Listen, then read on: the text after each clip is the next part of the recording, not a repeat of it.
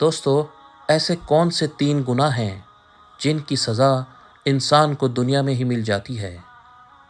پیارے دوستو، حضرت علی رضی اللہ تعالیٰ عنہ کا فرمان ہے کہ 3 ایسے گناہ جن کی سزا انسان کو دنیا کے اندر مل جاتی ہے۔ دوستو، یہ اللہ تعالیٰ کا فیصلہ ہے کہ اللہ تعالیٰ نے انسان کے اعمال پر سزا اور جزا رکھی ہے۔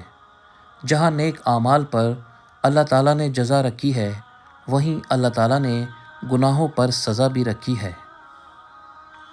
اکثر گناہ تو ایسے ہیں جن کی سزا انسان کو آخرت میں ملے گی، لیکن کچھ گناہ ایسے بھی ہیں جن کی سزا آخرت میں ملنے کے ساتھ ساتھ انسان کو دنیا میں بھی کاٹنی پڑے گی۔ تو آئیے جانتے ہیں یہ گناہ کون سے ہیں اور اس بارے میں حضرت علی رضی اللہ تعالیٰ عنہ کا فرمان کیا ہے۔ اس بارے میں مکمل معلومات جاننے کے لیے آپ لوگوں سے گزارش ہے کہ ہماری اس ویڈیو کو پورا ضرور دیکھیں۔ دوستو، یاد رہے کہ انسان سے بہت سے گناہ ہوتے ہیں جن میں شرک، قتل اور زنا جیسے گناہ بھی شامل ہیں، لیکن ان گناہوں کی سزا کو اللہ پاک ٹالتا رہتا ہے اور بندے کو مہلت دیتا رہتا ہے، اور اللہ چاہے تو ان گناہوں کی سزا کو قیامت کے دنوں تک بھی روک سکتا ہے۔ لیکن کچھ گناہ ایسے ہیں کہ اللہ تعالیٰ ان گناہوں کی سزا بندے کو فوری طور پر اسی دنیا میں دے دیتا ہے۔ ادھر بندہ یہ گناہ کرتا ہے اور ادھر اس کو اس کا بدلہ مل جاتا ہے۔ یہ گناہ کون سے ہیں؟ چلیے حضرت علی رضی اللہ تعالیٰ عنہ کی وہ حکایت بتاتے ہیں۔ کہتے ہیں کہ ایک شخص حضرت علی رضی اللہ تعالیٰ عنہ کی بارگاہ میں حاضر ہوا اور عرض کیا کہ کیا کوئی ایسا گناہ ہے کہ جس کی سزا انسان کو اسی دنیا میں مل جاتی ہے؟ حضرت علی رضی اللہ تعالیٰ عنہ نے فرمایا کہ میں نے اللہ کے رسول صلی اللہ تعالیٰ علیہ وسلم سے سنا کہ 3 گناہ ایسے ہیں جس کی سزا انسان کو دنیا میں ہی مل جاتی ہے۔ پہلا گناہ ماں باپ کو تکلیف پہنچانا اور ان کے ساتھ زیادتی کرنا۔ جو انسان اپنے والدین کو تکلیف دیتا ہے تو اس کی اپنی اولاد اس کو دنیا میں ہی تکلیف پہنچاتی ہے اور وہ دنیا میں ہی رسوائی کا سامنا کرے گا۔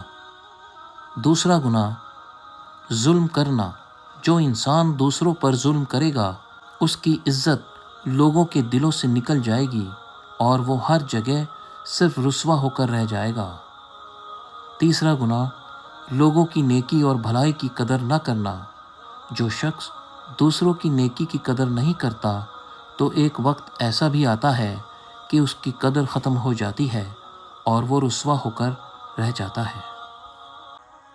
دوستو، اس حکایت میں آپ نے جان لیا کہ وہ 3 کون سے گناہ ہیں جن کی سزا انسان کو دنیا میں ہی مل جاتی ہے، کیونکہ یہ گناہ اللہ کو انتہائی ناپسند ہیں، جس کی وجہ سے آخرت کے عذاب کے ساتھ ساتھ ان گناہوں کی سزا اللہ تعالیٰ دنیا میں ہی بندے کو دے دیتا ہے۔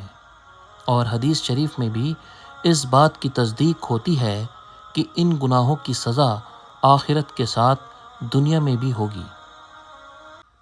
اور ایک حدیث میں نبی کریم صلی اللہ تعالیٰ علیہ وسلم نے فرمایا، ظلم اور بے رحمی سے بڑھ کر کوئی گناہ ایسا نہیں جس کی سزا اللہ کی طرف سے اسے جلد دی جائے اور آخرت کے لیے بھی اسے باقی رکھا جائے۔